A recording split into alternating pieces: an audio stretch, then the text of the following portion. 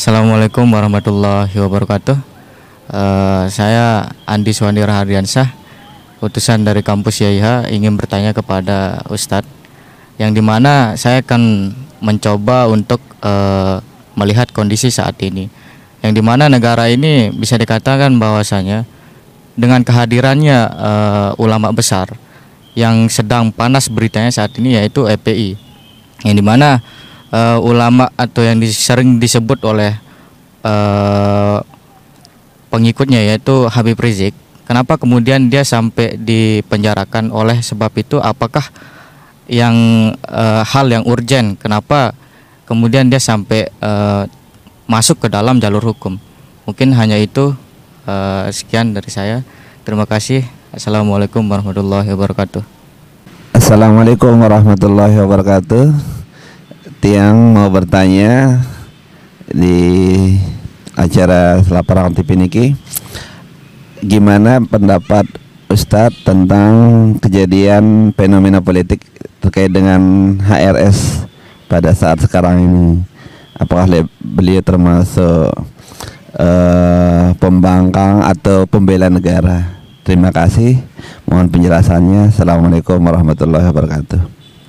Waalaikumsalam warahmatullahi wabarakatuh. Baru saja kita mendengarkan dua pertanyaan dari dua penanya sekaligus, yang memang oleh tim sengaja digabungkan karena tidak bisa dibedakan inti dari dua pertanyaan tersebut, yakni mengenai isu yang saat ini sedang hangat-hangatnya, bahkan mungkin bukan hangat lagi ya, tapi panas ya, sedang panas-panasnya.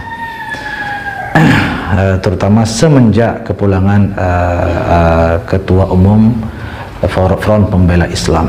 Memang peristiwa dan yang beruntun ini cukup meresahkan dan membingungkan sebagian besar dari kita. Namun saya teringat satu ayat di mana Allah Subhanahu wa taala mengatakan, wal asri innal insana lafi khusr. Manusia itu rugi semuanya tanpa kecuali. Illal ladzina amanu, kecuali yang beriman. Iman kepada Allah, percaya kepada Allah, terus beribadah kepada Allah, wa amilus salihat, beramal soleh. Udah, yang penting kita fokus beramal soleh sudah. Ya, tidak perlu menyibukkan hal-hal yang memang bukan urusan kita secara spesifik. Apa lanjutannya? Wa tawassaw bil haqqi wa tawassaw bis sabri. Saling nasihat-menasihati tentang kebenaran. Ini yang benar, ini yang bagus, ini zalim, ini tidak zalim. Sampaikan itu. Ada namanya menyampaikan aspirasi. Itu bagian daripada mengamalkan wa tawassaw bil haqqi. Nasihat menasihati dalam kebenaran. Dan nasihat menasihati loh ya, bukan caci mencaci, bukan mencela, bukan, tapi menasihati. Apakah cukup menasihati dalam kebenaran? Tidak. Allah melanjutkan wa tawassaw bis sabr. Saling menasihati juga dalam kesabaran. Artinya apa? Sudah sabar. Pemerintah zalim, sabar. Bukan ayo kita hajar, ayo kita bunuh, tidak.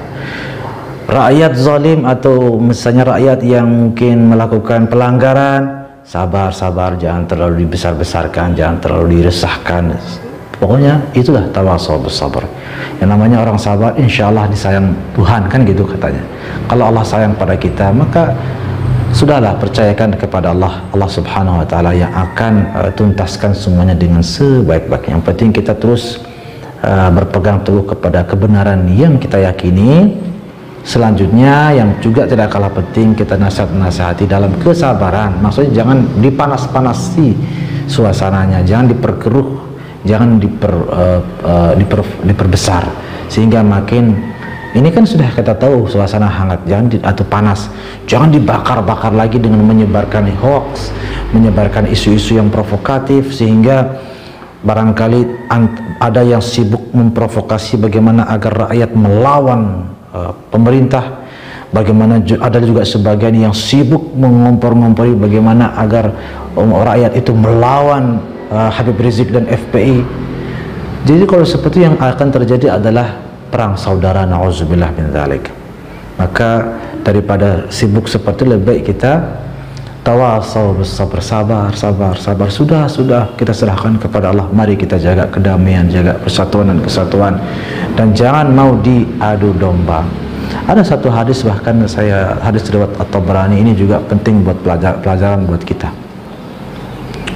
Dan mungkin penting pegangan buat kita ini, yaitu di mana Rasulullah SAW mengatakan jawru imamin 50 aman khairun min harji syahr, atau kama qala sallallahu alaihi wasallam. Juga diriwayatkan dari seorang sahabat, yaitu Sayyidina Ibnu Mas'ud, juga mengatakan ini, dan sahabat-sahabat lainnya, yang artinya, mohon maaf jangan disalahpahami, tapi ini adalah ungkapan yang benar dari Nabi sallallahu alaihi wasallam dan juga para sahabat.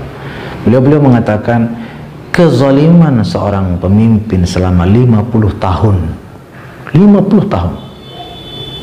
pemerintah zalim selama 50 tahun, itu lebih baik, sekali lagi lebih baik, kata Nabi dan sahabat, daripada perang saudara dan pertumpahan darah selama 1 bulan. Nah, ini mari kita renungi baik-baik. Jadi dua-duanya tidak kita inginkan pastinya, tapi kalau disuruh pilih tentunya kita tidak mau terjadi yang namanya kita perang saudara. Mudah-mudahan Allah Subhanahu wa taala menjaga kita semua, melindungi persatuan dan kesatuan kita, dan mengamankan negara ini, diangkat segala bala dan bencana serta wabah. Amin amin ya Allah ya rabbal alamin.